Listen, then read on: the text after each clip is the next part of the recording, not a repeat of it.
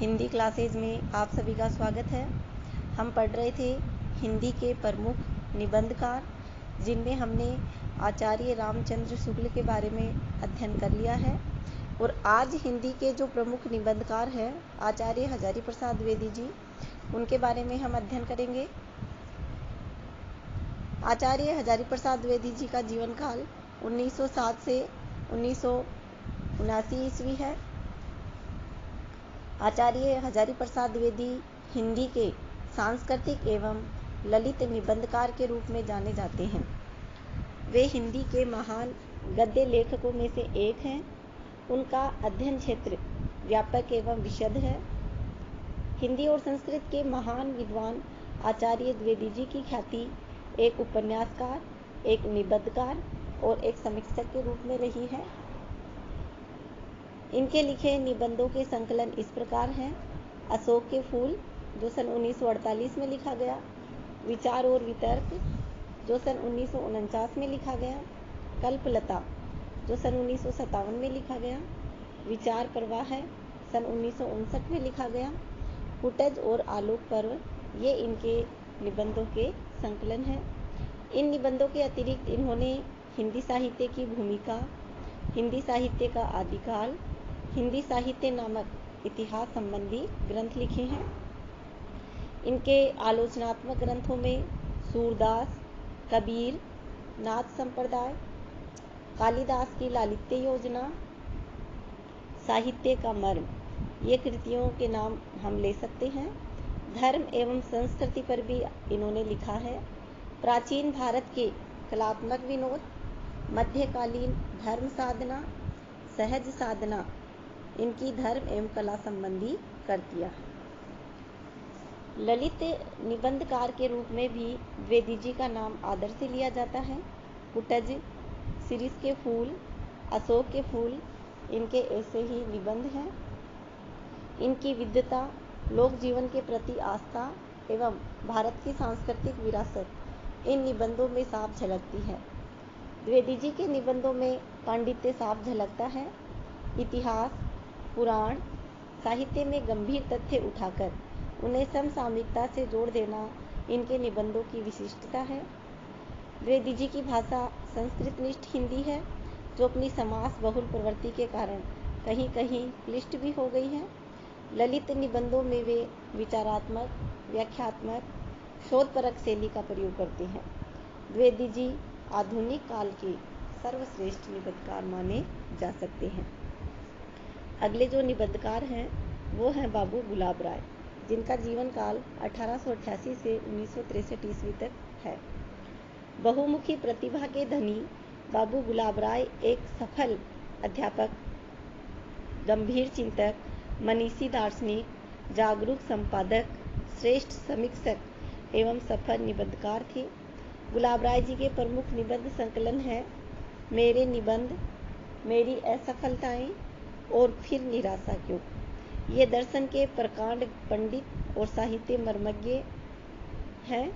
इन्होंने युगानुकूल विचारधारा को आत्मसात कर साहित्य की सृजना की है। विचार और भाषा शैली की दृष्टि से ये शुक्ल जी की परंपरा के निबंधकार हैं। उनकी भाषा शैली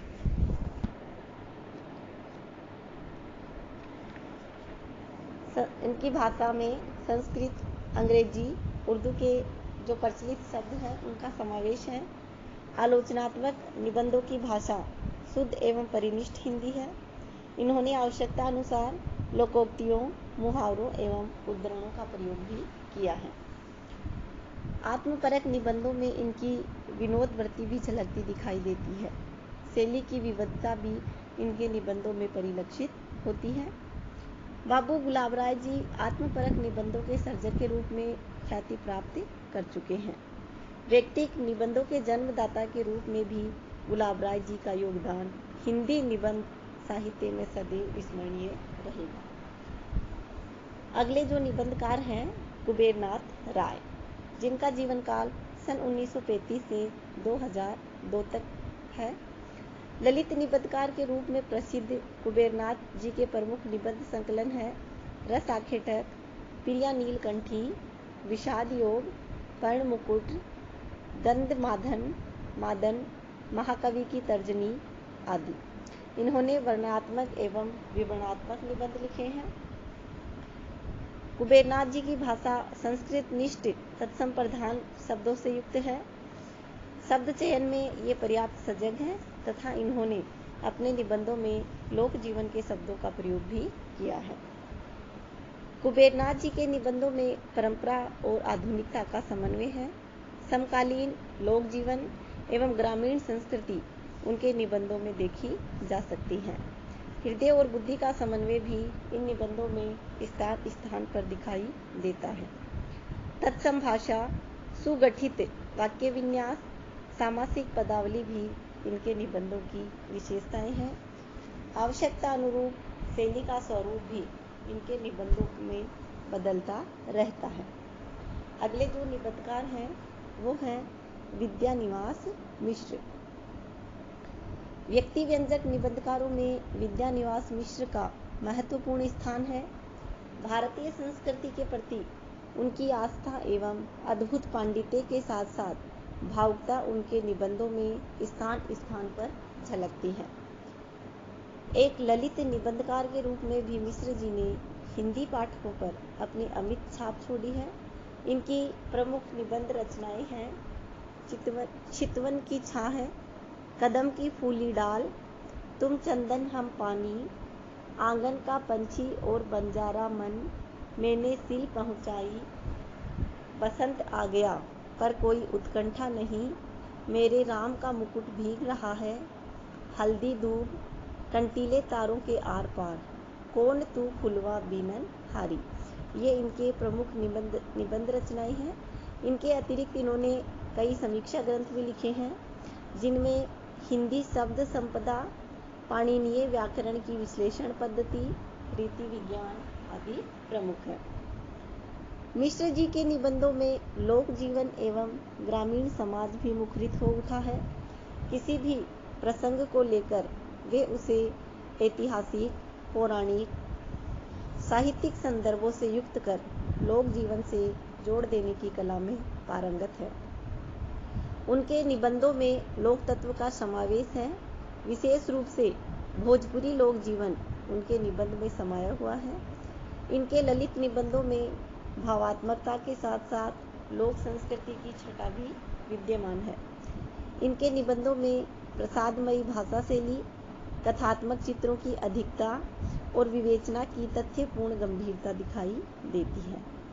मिश्र जी के निबंधों को भावात्मक, विचारात्मक, समीक्षात्मक एवं संस्मरणात्मक इन वर्गों में विभक्त कर सकते हैं।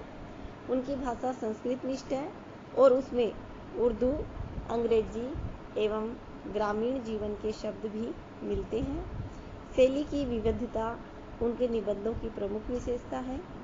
आलंकारिक शैली, तरंग शैली, व्यंग्यपूर्ण शैली, आलोचनात्मक शैली उनके निबंधों में हमें स्पष्ट रूप से दिखाई देती है। मिश्र जी ललित निबंधकारों में विशिष्ट स्थान के अधिकारी हैं।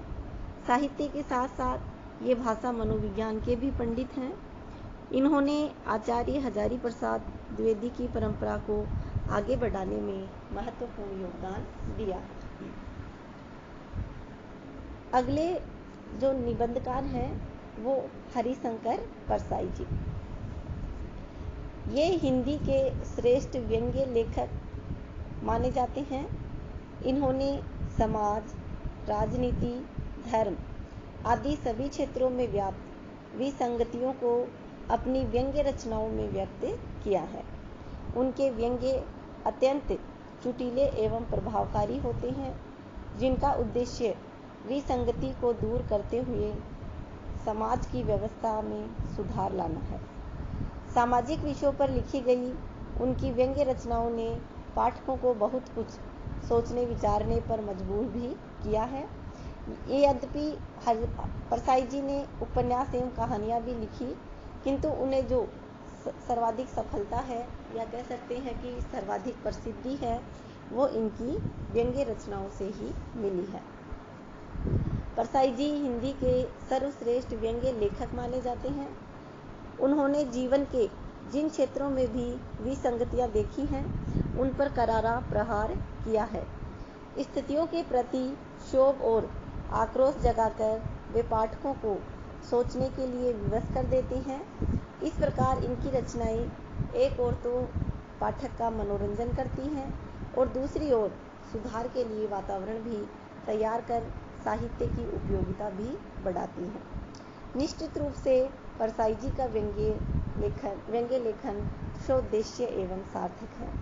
इन्होंने अनेक हास्य व्यंग्य संकलन लिखे हैं, जिनमें से प्रमुख हैं विकलांग श्रद्धा का दौर, सदाचार का ताबीज, बेईमानी की परत, तब की बात और थी, शिकायत मुझे भी है, ठिठुरता हुआ गणतंत्र, वैष्णव की फिसलन, पगडंडियों का जमाना, भूत के पांव पीछे, सुनो भाई साधो आदि। परसाई जी की रचनाओं में व्यंग्य के अनुरूप भाषा का प्रयोग भी हुआ है। इनकी रचनाओं में बोलचाल के शब्दों, तत्सम शब्दों तथा विदेशी भाषाओं के शब्दों का प्रयोग भी हुआ है। परसाई जी सरल भाषा के पक्षपाती हैं। उनके वाक्य छोटे छोटे एवं व्यंग्य प्रधान हैं। संस्कृत शब्दों के साथ साथ उर्दू एवं अंग्रेजी शब्दों का प्रयोग भी ये पर्याप्त मात्रा में करते हैं। इनकी व्यंग्य रचनाओं में हास्य व्यंग्य शैली के साथ साथ प्रतीकात्मक शैली, वर्णनात्मक, व्याख्यात्मक तथा सूत्र शैली का भी प्रयोग हुआ है। भाषा में लाक्षणिकता का प्रयोग भी इन्होंने किया है। परसाई जी ने समाज, राजनीति, धर्म के क्षेत्र में व्याप्त जो पाखंड हैं उन पर करारी चोट की है और उनकी जो व्यंग्य रचनाएं हैं वो हिंदी जगत में आदर के साथ पढ़ी जाती हैं। समाज में व्याप्त विसंगतियों पर उन्होंने करारा प्रहार कर चेतना को झकझोरने का भी अच्छा प्रयास किया है। इस प्रकार ये थे हिंदी के प्रमुख निबंधकार जिनका अध्ययन हमने किया है।